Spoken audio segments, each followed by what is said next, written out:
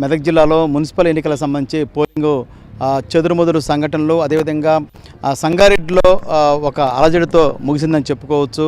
ముఖ్యంగా 19 మున్సిపాలిటీలు ఉన్నాయి. 19 మున్సిపాలిటీల్లో ఈ రోజున ఎన్నికలు పోలింగ్ అనేది జరిగింది. ఉదయం నుంచి పోలింగు ప్రశాంతంగా కొనసాగింది.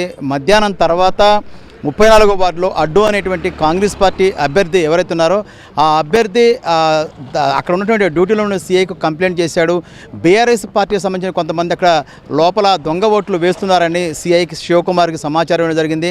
కానీ సీఐ శివకుమార్ అడ్డు అనేటువంటి కాంగ్రెస్ పార్టీ అభ్యర్థి గల్లా పట్టుకున్నారని సమాచారం వ్యాపించడంతో టీపీసీసీ వర్కింగ్ ప్రెసిడెంట్ జగ్గారెడ్డి ఆ యొక్క వార్డు దగ్గర చేరుకొని అక్కడ సీఐని దుర్భాషలాడటం జరిగింది.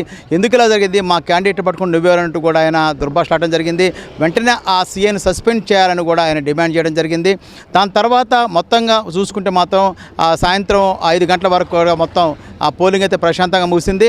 అధికారులు ఎక్స్పెక్ట్ చేసినంతవంటి టార్గెట్ రీచ్ కాకపోయినా 70% వరకు అయితే పోలింగ్ మొత్తం సిద్దిపేట, సంగారెడ్డి, మెదక్ ఈ 3 జిల్లాలో ఉన్నటువంటి 19 మున్సిపాలిటీల్లో 70% పోలింగ్ మాత్రం తప్పనిసరి నమోదైన ఆశాభావం అయితే అధికారులు వ్యక్తం చేస్తున్నారు. మొత్తం మీద చూసుకున్నప్పుడు 19 మున్సిపాలిటీలలో 6 మున్సిపాలిటీ కొత్తగా నమోదైన కాడే ఎక్కువ భారీ పోలైనట్టు కూడా సమాచారం మనకు అందుతుంది. మొత్తం మీద మున్సిపల్ ఎలక్షన్లో ఈ కొన్ని ఘటనలు మినహా మొత్తం కూడా ప్రశాంతంగా ముగిసిందని చెప్పుకోవచ్చు. కెమెరా పర్సన్ వినోద్తో పివి రావు, 10 టీవీ, సంగారెడ్డి నుంచి.